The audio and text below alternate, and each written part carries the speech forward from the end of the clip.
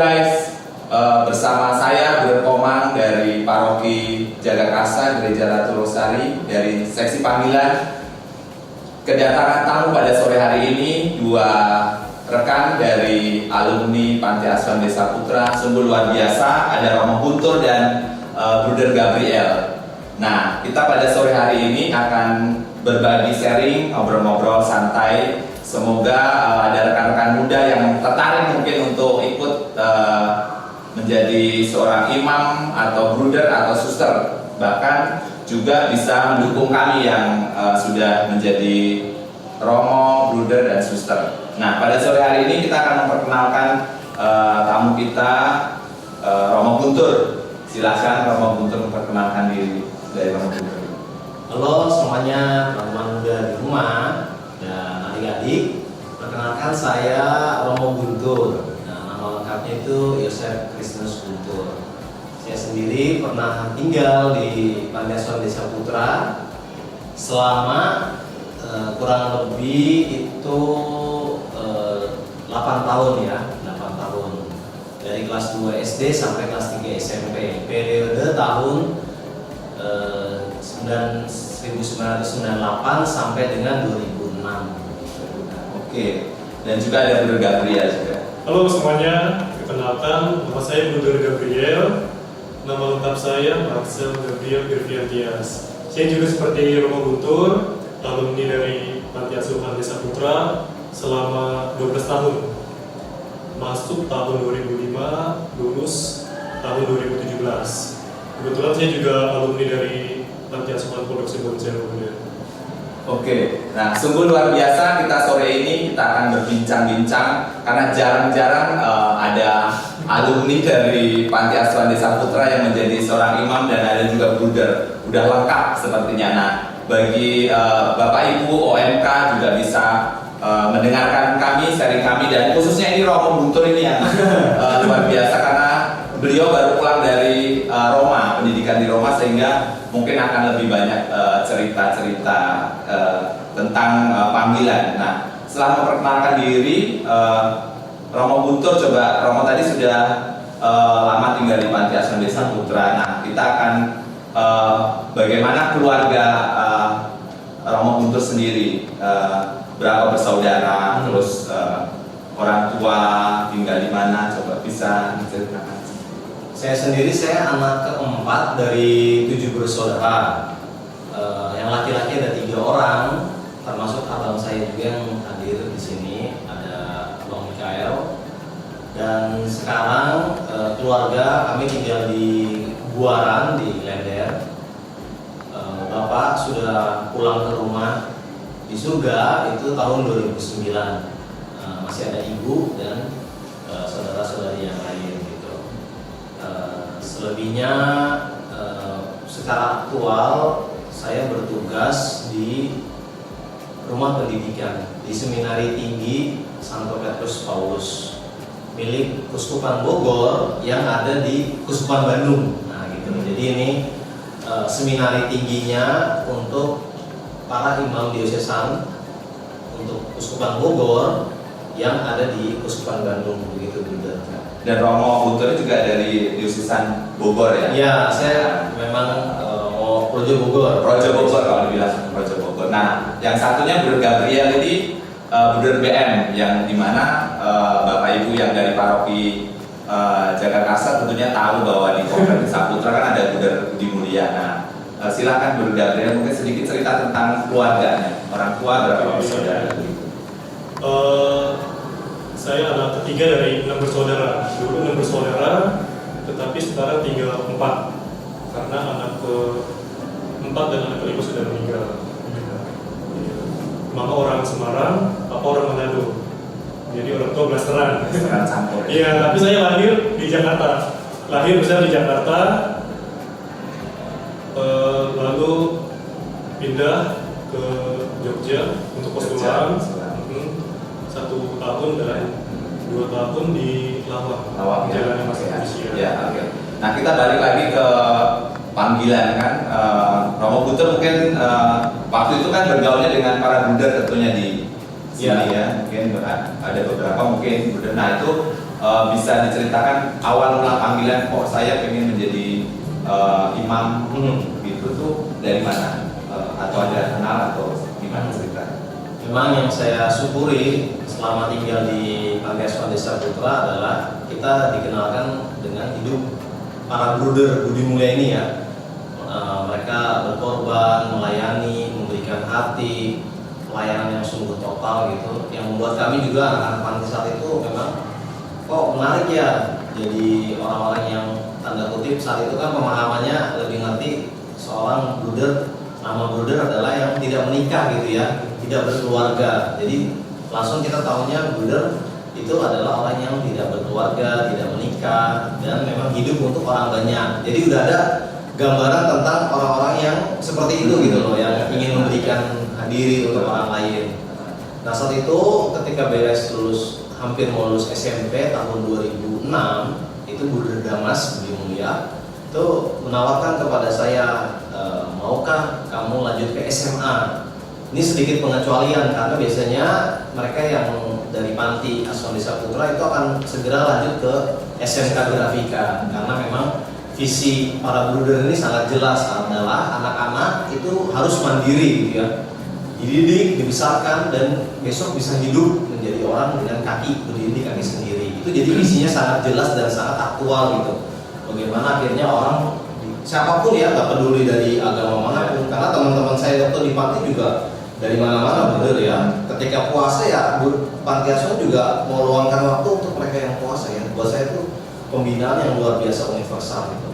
Saat itu ketika ditawari mau ke SMA mana, ditawari Bruder Damas mau Vanlit atau De Brito, karena mungkin bisa dicarikan asrama atau tempat tinggal yang selama bisa. Tapi hari itu ketika ada kesempatan pulang ke rumah, saya tanya bapak gitu, Pak ini ditawari oleh Bruder mau masuk ke SMA gimana? Tapi saat itu bapak saya bilang coba kamu masuk seminari gitu. Sontak sebenarnya saya hampir nggak punya gambaran seminar itu seperti apa dan bagaimana seminarnya saya kurang tahu. Tapi seingat saya saat itu adalah Romo parokinya itu Romo Eko ya. Romo Eko, kami datang ke sana, saya diantar oleh tukang ojek ke pastoran. Saya bilang, Romo saya nggak tahu seminari dan ada berkas-berkas yang mungkin bisa disiapkan. Tetapi saat itu membantu Romo Eko, itu jangan khawatir, berkas-berkas bisa kami bantu dari paroki.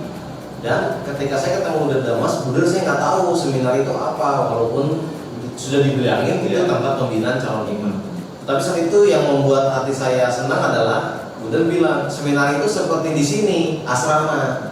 Kamu akan ketemu teman-teman yang lain gitu. Wah saya senang kalau begitu karena dari kecil juga udah ketemu teman-teman gitu. Panggilan baru muncul ketika justru saya di seminari. Jadi pelan-pelan tadinya itu adalah bapak yang meminta saya masuk seminari, tapi pola hidup seminari juga live in ke paroki-paroki. Pembinaan di seminari, bangun pagi, terus berdoa, misa dan sebagainya. Sampai pada akhirnya sempat terjadi kegalauan tahun 2009 ketika ayah saya meninggal.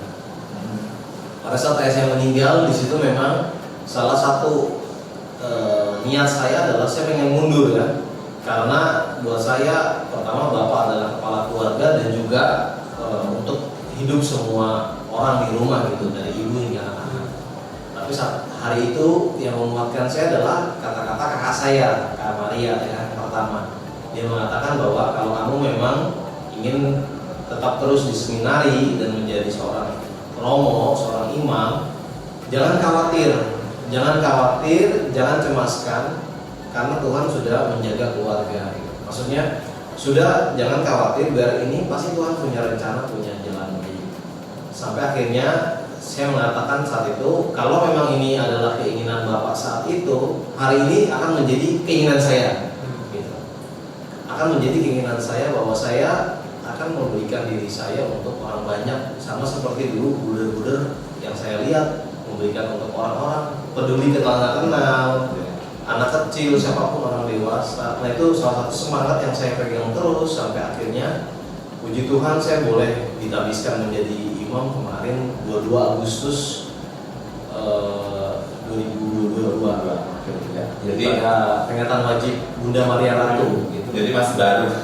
masih fresh ya. Nah kalau Bruder Gabriel sendiri ini kan juga sama alumni dari Panti. Nah bagaimana Bruder Gabriel itu juga memilih untuk menjadi seorang bruder mungkin. Nah ini bagaimana pengalaman, maksudnya aku kok pengen jadi bruder gitu, kenapa nggak jadi imam gitu? Oke, sebenarnya dari dulu saya nggak ada cita-cita untuk menjadi bruder atau menjadi seorang imam atau religius begitu ya. Saya karena dulu senang melukis, senang musik, jadi cita-citanya udah jadi pelukis, mau jadi pemusik, terus desainer juga, kebetulan SMK di sini. Dan ketika kelas 9 itu saya udah kayak melihat salah satu bruder gitu ya. Dia termasuk guru saya juga ketika di SMP. Kebetulan bruder itu juga dekat dengan anak-anak, lalu multi talenta juga. Jadi banyak yang bisa kita contoh dari bruder itu. Tapi hanya sekedar idola aja. Kayak misalnya kita lihat Messi, aku ingin jadi Messi gitu. Tapi nggak mau jadi brudernya. Dan ketika masuk SMK, karena udah nyaman gitu ya. Jadi kayak pikirannya udah nggak jadi bruder lagi. Jadi setelah lulus, saya pinginnya kerja gitu, bantu orang tua, cari nafkah, banyak gitu dan pikirannya. Tapi waktu setelah ujian nasional kelas 12, Bruder Tarsis itu memanggil kami semua. Kami satu angkatan 4 orang ya. Ketika itu waktu di Panti, dipanggil ke kantornya, tujuannya mau dikuliahkan. Ketika saya ditanya, kamu setelah lulus mau ngapain? Gitu. Lalu saya langsung jawab, saya mau jadi bruder. Bruder Tarsis langsung kaget, apa kamu bilang gitu? Iya, saya mau jadi bruder. Nah, setelah itu baru beliau menjelaskan bagaimana itu bruder, terus karyanya, pengalaman hidupnya seperti apa. Begitu sih. Makanya jadi pilihan ke bruder ya. Tapi Iya. luar biasa karena memang saya kira jarang, makanya saya tidak menyia-nyiakan kesempatan karena hari ini pas kebetulan karena besok Romo Guntur mau pimpin misa untuk hari ulang tahun kongregasi sehingga kita ngobrol-ngobrol sampai hari ini. Tapi memang luar biasa, alumni Panti Desa Putra sudah melahirkan imam bahkan 2 ya. Dua, Saya satu 2 lagi Romo Kristo SPD. Romo Kristo SPD. Sekarang misi di Belanda ya. Di Belanda. Di Amsterdam kalau saya tidak salah ingat. Iya. Dan sudah lengkap sebenarnya. Sudah lengkap. Nah, tapi yang menarik bahwa Romo Guntur ini studinya di Roma. Nah, rekan-rekan muda dan Bapak Ibu, ini kita juga akan mendengarkan sharing sebagai seorang student juga pelajar, tapi frater juga, tapi studi di Roma. Nah, mungkin Romo bisa ceritakan waktu pengalaman di Roma itu seperti apa gitu, ya supaya mungkin ada rekan-rekan yang mau pengen menjadi seorang imam misionaris mungkin ya. Ya. Silakan. Saya sendiri adalah Romo Projo, ya, tadi sudah dikatakan Bruder Romo Projo untuk Uskupan Bogor. Memang kebetulan dapat kesempatan boleh studi lanjut di Roma di Universitas Urbaniana. Itu tahun 2016 sampai 2022. Jadi 6 tahun di sana. 3 tahun saya mengambil bachelor dan 3 tahun berikutnya mengambil lisensiat atau magister gitu.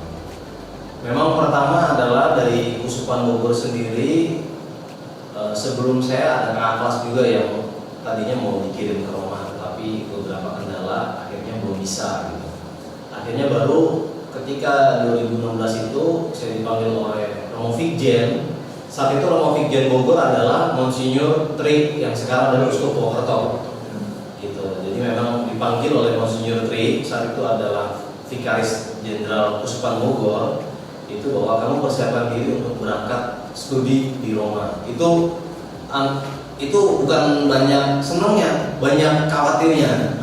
Jadi kalau orang udah dengar Roma gitu, buat saya justru cemas sekali, khawatir sekali karena gambaran saya pada saat itu adalah mereka yang berangkat studi ke Roma itu hanya untuk para Romo gitu, hanya Romo yang setelah tak bisa gitu. Berarti ini khusus ya, jadi masih frater sudah. Iya, jadi ini benar-benar ketika masih dalam pendidikan frater itu diberangkatkan untuk studi ke Roma. Jadi saya lebih banyak khawatir dan cemasnya gitu.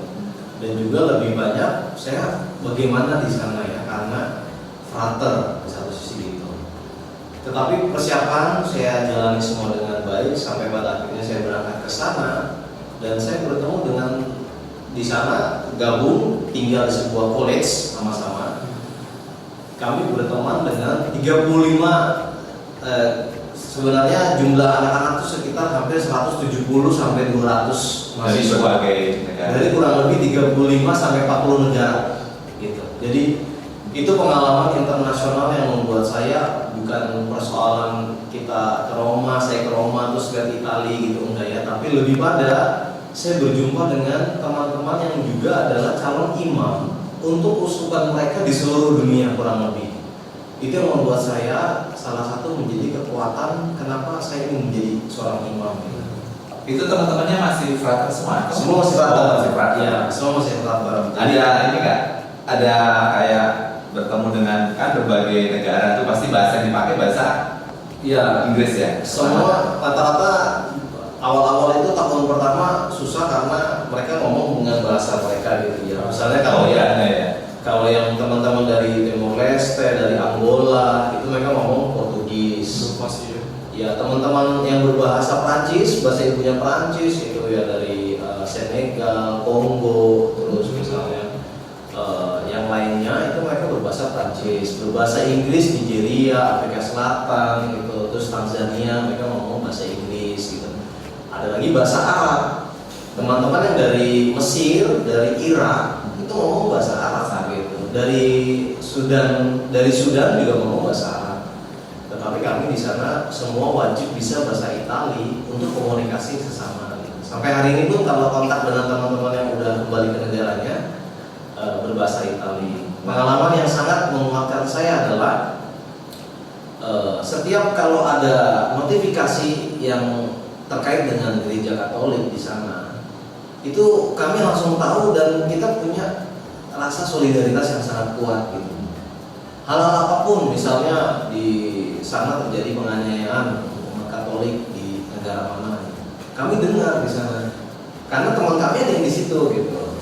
Dan itu dia bicarakan bukan untuk meminta belas kasihan, tetapi lebih pada memohon rahmat dalam iman supaya kita saling mendoakan, saling mendukung, menguatkan. Salah satu pengalaman yang didapat. Terus tantangannya apa? Tantangannya yang paling berat ketika tinggal di sana itu awal-awal, mungkin pertengahan sampai akhir itu apa yang paling berat tantangannya? Entah dalam studinya atau panggilannya sendiri.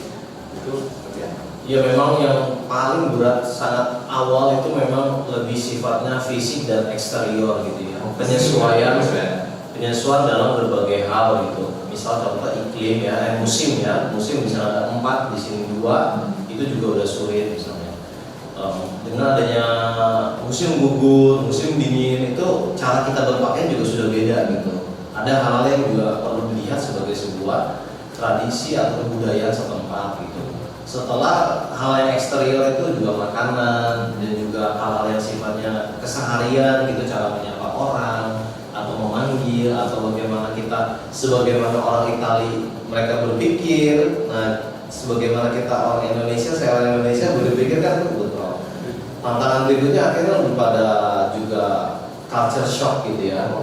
Yang adalah bukan hanya orang Italinya saja kita harus masuk ke dalam budaya mereka, tapi dengan 35 negara, 40 negara, teman-teman yang berbeda semua, ya.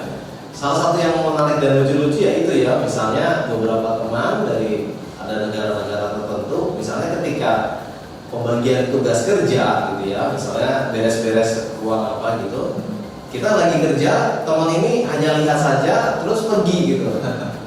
Kami yang orang Indonesia merasa anak ini nggak peka gitu, anak ini nggak punya sensibilitas gitu. Tapi ternyata ketika saya ajak bicara dan ngobrol, bukan masalah nggak peka, tetapi dia mengatakan nama saya tidak ada di daftar. Ya ini hal ini yang buat saya tuh, oh iya juga ya. Kalau nama saya nggak ditulis di situ, bagaimana saya mau kerja gitu misalnya. Nah besok-besoknya berarti kita tulis namanya dia supaya ini loh nama kamu ditulis, jadi kamu bisa kerja gitu. Dan sebaliknya gitu, buat beberapa teman dari yang negara juga ada beberapa kalau mereka ngasih salam itu pukul kepala gitu.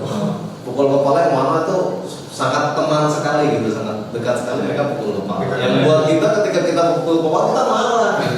Apaan kamu pukul kepala saya nggak terima gitu. Kita marah gitu. Dia malah bingung kenapa kamu marah gitu. Padahal saya kasih salam. Sisanya sih bahasa memang, tetapi seiring waktu Ya. bisa sih. Banyak belajar jadinya ya, sama Banyak kalau belajar. ketika berada di satu tempat kita harus bisa beradaptasi. Tapi orang Indonesia berapa di studi di situ angkatannya? Kalau yang waktu saya tinggal untuk fraternya aja itu kami saya awal tahun pertama itu berempat gitu. Di Indonesia ya? Iya, di Indonesia. Tahun saya pertama di situ adalah 4 orang gitu. Nah, jadi saya adik paling kecil terus 3 kakak kelas saya di atas. Ketika saya naik tahun kedua itu tinggal kakak kelas saya 1, saya dan 5 anak berikutnya berarti 7 gitu. 7 anak. Yang terakhir tahun ini itu tinggal 3. 3 itu ada Diakon Linus dari Projo Jakarta, ada Diakon Diktus dari Projo Semarang, dan satu lagi Frater Rio dari Bogor, dari Projo Bogor. Sekarang tinggal 3 tahun ya. Kalau dari sisi panggilan sendiri Romo, apakah ketika di sana itu ini panggilan ya berkaitan dengan waktu masih frater itu bagaimana maksudnya? Apakah semakin diteguhkan dengan adanya teman atau keluarga yang mensupport atau teman yang mensupport itu sehingga panggilan itu akan kita tetap setia gitu untuk menjalani itu gimana? Iya, memang tantangan pertama adalah ketika menjadi seorang muda pergi ke Italia gitu ya, ke Roma ya, apalagi Roma kan dalam pepatah disebutnya kan caput mundi ya, kepala dunia gitu ya. Kota ya, budaya Romawi juga sangat kuat ya, artinya ketika kita melihat dunia, saya melihat dunia dan melihat semuanya itu memang tantangan pertama adalah mau apa benar masih mau jadi imam, ada tanya gitu. Dari segi panggilan justru pengalaman di Roma itu adalah pengalaman yang buat saya dimurnikan secara motivasi. Artinya motivasi saya menjadi imam itu udah bukan perkara lagi mungkin hal yang dulu sangat sederhana gitu ya, pengen pakai kasula, pengen minum anggur atau pengen bisa misa. Nah, tapi justru ketika di Roma saya menyadari bahwa beberapa teman saya pun pengalaman dinamika sebagai umat Katolik di negara mereka berasal itu menguatkan saya bahwa menjadi seorang imam itu adalah memberikan hidup untuk orang banyak gitu. Kenal nggak kenal, dan imam itu menjadi figur yang mana bisa masuk dari anak-anak sampai lansia, membawa mereka kepada pengenalan akan Tuhan, akan Kristus. Jadi selama kurang lebih 6 tahun saya memandang dan merasakan pengalaman studi itu lebih kepada pengalaman pemurnian gitu. Saya dimurnikan secara motivasi dan juga secara hal yang lain. Bagaimana akhirnya itu bukan berarti saya menolak saya sebagai seorang yang muda, karena pendidikan di Roma pun dan pendampingan di sana cukup holistik ya, cukup kompleks, yang mana kami dapat juga pendampingan psikologi gitu selama, dan diberikan psikolog-psikolog yang juga mendampingi kita dari segi manusianya. Saya anak muda, saya remaja gitu, saya masih punya semangat idealis yang tinggi gitu, dan didampingi. Justru saya semakin dikuatkan dan membawa sukacita itu. Saya sudah melihat di sana, ingin mengajak teman-teman dan siapapun yang menonton gitu tetap punya semangat harapan bahwa menjadi imam bruder itu sesuatu yang sangat menyenangkan gitu, dan tidak hanya berdoa juga kerjanya ya di sehari-hari atau di sana gitu. Ya, bisa sampai pergi ke sana Roma ya. Nah ini sekarang bergabriel. Kalau bergabriel saya pernah ketemu dulu. Jadi saya itu pernah lihat bergabriel. Nah ini kalau bergabriel sendiri menjalani panggilan sebagai seorang bruder yang sampai sekarang ini, mungkin bergabriel ini kan belum lama ya, maksudnya belum lama, tetapi beliau pernah tugas di Klepung, terus sekarang tugas di Gunung Sahari. Itu bagaimana sampai sekarang masih semangatkah atau sudah meredup gitu? karena banyak yang milikin. Oke, baik Bruder. Kalau dari segi tantangan ya tentu pasti ada ya. Setiap profesi atau setiap bidang itu pasti ada tantangannya. Balik lagi ke kita mau menghadapi nggak tantangannya itu. Kalau saya sebagai bruder muda, saya termasuk bruder muda junior tahun ketiga tahun ini, junior tahun ketiga. Waktu pertama kali masuk untuk menjadi satu angkatan di postulan itu dengan berbagai budaya. Dari mana ya? Dari mana-mana, dari Flores, dari Jawa, dari Batak. Ya, yang Jawa kayaknya saya sendiri. Yang Batak tuh ada 2 orang, yang Flores itu ada 5 orang. Nah, iya. Dan pastinya nggak nyambung, sangat tidak nyambung dari segi bahasa, segi makanan, pokoknya semua budaya nggak nyambung. Gitu. Kami juga sempat berantem loh, gitu. Ada Ya, ada bentrok, ya, Hmm. konflik-konflik gitu, karena beda pemahaman aja. Ya, ya. Itu tantangan awal ketika masuk sih. Tapi setelah beberapa bulan kemudian itu semakin mengenal satu angkatan gitu, semakin memahami, mencoba masuk gitu secara personal gitu. Akhirnya ya enak gitu Sampai sekarang ya? Iya. Apalagi kan kalau di Jakarta atau di sini cukup banyak brudernya, jadi mungkin lebih ada supportnya ya, lebih banyak. Iya. Bruder gitu.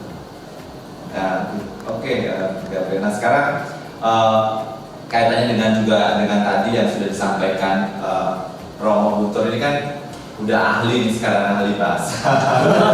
Coba boleh gak disampaikan nih umat paroki Jagakarsa nih, Romo, dengan bahasa Italinya coba supaya ya sedikit mereka tahu lah gitu ya. Dulu ngomong yang bahasa Indonesia-nya nanti saya. Oke, saya mau ya. Oke, aku coba ya. Gimana ngomongnya? Halo kaum muda paroki Jagakarsa. Ciao tutti Giovanni, la chiesa in parrocchia di Ratu Rosari, Jagakarsa. Saya Romo Guntur, Sono Don Giuseppe, Don Guntur. mengajak kaum muda dan anak-anak paroki. Sì, io semplicemente vorrei invitarvi Untuk menjadi Romo atau Bruder, per rispondere alla chiamata del Signore per diventare bruder oppure sacerdote come me. supaya seperti kami ini. come noi, sì. Woi, seru ya, bagus sekali. Aku nggak ngerti sebenarnya bahasa itunya Italia, jadi agak. Tapi bisa dicek ini. Logat-logatnya. Semoga ada yang nontonnya yang ngerti bahasa Italia, jadi kalau Cek ya. kalau keliru langsung tanya ke saya, Romo keliru misalnya. Nah, terus ini Romo untuk mengajak kaum muda dan anak-anak mungkin karena kita sebagai seorang imam, bruder atau puser supaya mereka juga mungkin tertarik untuk menjadi seorang imam atau bruder. Bagaimana kiat atau apa yang mau disampaikan ke Romo kepada mungkin juga supaya panti asuhan, anak-anak panti asuhan juga mungkin ada yang akan melanjutkan menjadi Romo-Romo Guntur atau bruder-bruder Gabriel yang selanjutnya gitu, boleh. Pesan saya untuk teman-teman muda dimanapun berada dan juga yang menonton video ini, pertama-tama memang panggilan menjadi suster, bruder, Romo itu saya pribadi mengimani sebagai panggilan Allah yang pertama-tama dengan caranya yang sangat manusiawi, karena inkarnasi Allah yang menjadi manusia itu adalah usaha Allah sendiri untuk bagaimana akhirnya masuk ke dalam dunia manusia, berbicara dengan bahasa manusia. Panggilan pun saya rasa juga sangat manusiawi, Allah memanggil setiap orang. Yang lebih spesifik ketika panggilan untuk menjadi bruder, suster atau romo, memang mungkin berawal dari hal-hal yang sifatnya sederhana, ingin misdinar, ingin pakai kasula, ingin minum anggur dan sebagainya, atau suka bau biru dupa, itu kan sesuatu yang sangat sifatnya eksterior. Tapi di balik itu percayalah kalau panggilan untuk menjadi seperti mereka ini itu adalah pilihan hidup yang juga sama menyenangkannya dengan pilihan yang lain. Yang lebih menyenangkan adalah saya pribadi akhirnya mengamini Tuhan itu semacam mempunyai fantasi untuk hidup saya. Yang mana ketika kita diutus, saya diutus, mungkin teman-teman bruder juga diutus, kita tidak pernah memilih tempat di mana kita diutus. Yang pertama. Yang kedua, kita tidak pernah memilih dengan siapa saya hidup berkomunitas atau bersama. Nah, itu saya imani sebagai sebuah hadiah pemberian yang sangat indah dari Tuhan. Coba sekarang teman-teman sadari, kadang ya mungkin orang tua kita aja ya, bapak ibu saya ya, ketika memilih ibu saya ya, itu kan dia memilih di antara ratusan wanita mungkin ya. Pilihannya itu kan tetap ada banyak pilihan, tapi pilih satu gitu. Sama ibu saya juga gitu. Dari sekian banyak laki-laki, pilih bapak saya pilih satu gitu ya. Tetapi itu saja yang sudah dipilih tetap bisa berantem di rumah, gitu. Tetap bisa konflik gitu ya. Tetap ada cekcok. Itu aja mereka sudah pilih yang terbaik menurut versi mereka. Nah sekarang bayangkan ya, suster, bruder, romo itu tinggal kepada dengan orang-orang yang mereka sendiri tidak memilih. Ya. Saya nggak pernah memilih dalam hidup saya untuk bertemu dengan bruder Komang ya, dan saya tidak pernah memilih dalam hidup saya bertemu dengan bruder Gabriel. Tetapi saya meyakini bahwa pilihan itu justru Allah, Tuhan yang memilihkan untuk saya agar hidup boleh menjadi berkat buat orang. Karena saya merasa Tuhan sudah sangat baik buat hidup saya, terutama lewat karya misi Bruder Budi Mulia di Panti Asuhan ini. Balasan yang mungkin bisa saya berikan bahwa saya ingin memberikan hidup saya sebagai sukacita Injili buat orang gitu ya, dengan cara memilih menjadi seorang imam gitu. Itu sama menariknya dengan pilihan hidup kita masing-masing. Tetapi lebih sangat menarik mungkin kalau teman-teman muda gabung menjadi suster, bruder atau imam gitu. Iya, ini kesempatan sebenarnya untuk rekan-rekan muda untuk bertanya atau sharing pengalaman. Jadi kami mendengarkan, Anda yang muda juga mendengarkan kita, jadi saling kita memberi sesuatu yang baik sehingga mudah-mudahan kita ya Romo ya bersama Bruder Gabriel dari Paroki Jayakasa juga ada yang melanjutkan misi sebagai seorang imam, bruder ataupun suster juga. Nah, untuk orang tua juga itu kan sangat penting. Sebenarnya orang tua juga sangat penting. Anak-anak biasanya dukungan orang tua itu sangat penting. Nah, untuk orang tua nih, Romo Guntur nih, bagaimana sikap orang tua terhadap anak yang mungkin pengen menjadi seorang imam atau bruder atau suster itu seperti apa? Kadang-kadang ada orang tua yang mungkin takut anaknya, kalau nanti jadi Romo akan jauh, nggak bisa ketemu atau apa gitu. Padahal kan Romo Guntur buktinya sudah 6 tahun di Roma juga kembali dan bisa juga berjumpa dengan saudara-saudara. Nah itu gimana Romo? Memberikan sedikit penguatan untuk orang tua. Iya, untuk bapak ibu ya, untuk orang tua di rumah ya. Setiap kalau kadang saya ketemu dengan mereka, saya bilang ini, ya nanti anaknya jadi Romo ya, atau jadi bruder atau suster ya. Aduh, jangan Romo, jangan ya, anak tetangga aja. Jangan anak tetangga, saya anaknya aja. Jadi Romo, jadi bruder atau suster gitu. Bapak ibu, yang pertama memang bagaimanapun itu adalah pilihan bebas anak. Sebagaimana anak itu adalah pemberian dari Tuhan yang dipercayakan kepada Bapak Ibu semua gitu ya. Kita tetap menghargai pilihan bebas dia untuk menjawab panggilan. Mungkin sebagai seorang yang sederhana dan seorang yang bergulat dengan anak sepanjang hidup, bagaimanapun anak yang diberikan itu adalah pemberian Tuhan untuk keluarga di masing-masing Anda berada. Yang perlu kita sadari bahwa jika memang anak mempunyai pilihan bebas menjadi bruder, suster, dan para imam, rasa-rasanya pilihan bebas itu bukan karena anaknya juga kepinginan aja gitu, tetapi lebih pada dia merasakan bahwa Allah bekerja dalam hidup dia. Saya kira bentuk ketulusan yang sifatnya merelakan, tanda kutip ya, itu lebih pada akhirnya kita menyadari kita bekerja sama dengan Allah untuk berkolaborasi gitu ya. Karena kan Yesus sendiri bilang, mintalah kepada empunya pekerja supaya mengirimkan para pekerjanya. Artinya Bapak Ibu, kita mendukung anak-anak kita, apapun pilihan hidup mereka itu yang terbaik buat mereka. Mungkin memang sebagai orang tua saya juga menyadari ya, artinya tidak semudah yang dibayangkan ya. Bisa mungkin dibilang, oh ini kan anak sudah saya besarkan, saya kasih makan, saya kasih pendidikan, sekarang harus gini. Itu bisa saja baik, tetapi alangkah lebih baik bahwa sebagai orang tua artinya cinta yang tidak berkesudahan itu adalah pertama-tama cinta Allah kepada kita ya. Yang mana sebenarnya orang tua ini justru akhirnya meniru Allah yang mencintai manusia secara gratis cuma-cuma tanpa balas jasa ya. Udara yang kita hirup ini kan gratis ya, sangat gratis gitu. Allah kasih cuma-cuma gitu. Lain cerita kalau sudah dimasukkan ke dalam tabung oksigen, nah gitu ya. Mungkin orang tua lebih pada juga membantu anak-anak. Mungkin mereka sebenarnya tertarik ya, cuma karena mungkin banyak hal itu takut atau banyak hal juga karena kondisi keluarga, terutama kultur ya. Banyak juga anak didik saya yang mana lebih pada berangkat dari sebuah kultur tertentu yang akhirnya nggak bisa ngomong karena saya anak laki-laki misalnya dan saya harus sendiri gitu.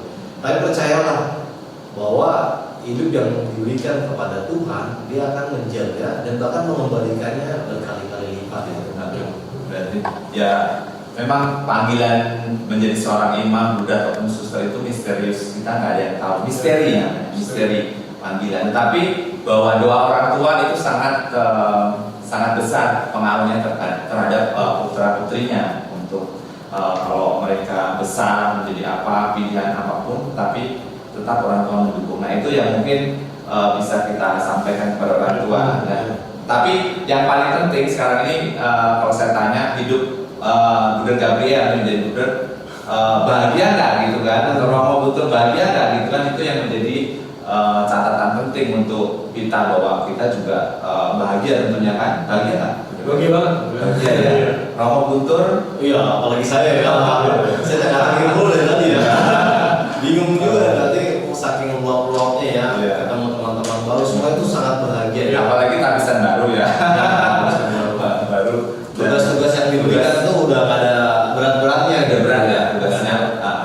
Ya, apalagi Romo Guntur kan ahli di bidang kitab suci ya. Kitab suci. Jadi Bapak Ibu Romo Guntur ini ahli di bidang kitab suci yang kalau mungkin sharing tentang kitab suci nanti mungkin next kita ya kalau ketemu mudah-mudahan bisa sharing tentang kitab suci. Nah, kita udah sampai akhir ini, udah sampai perbincangan di akhir. Jadi saya menyampaikan terima kasih Romo Guntur, Bruder Gabriel yang sudah sharing bersama anak-anak alumni dari Panti Asuhan Desa Putra. Ternyata juga ada yang menjadi imam dan bruder juga. Nah, dari situ saya juga mengucapkan terima kasih untuk kita bersama, dan terakhir kita akan memberikan sedikit tanda jempol ini. Halo, sukses semuanya. Sampai nanti Sampai nanti. kali ala prosima. Ala prosima.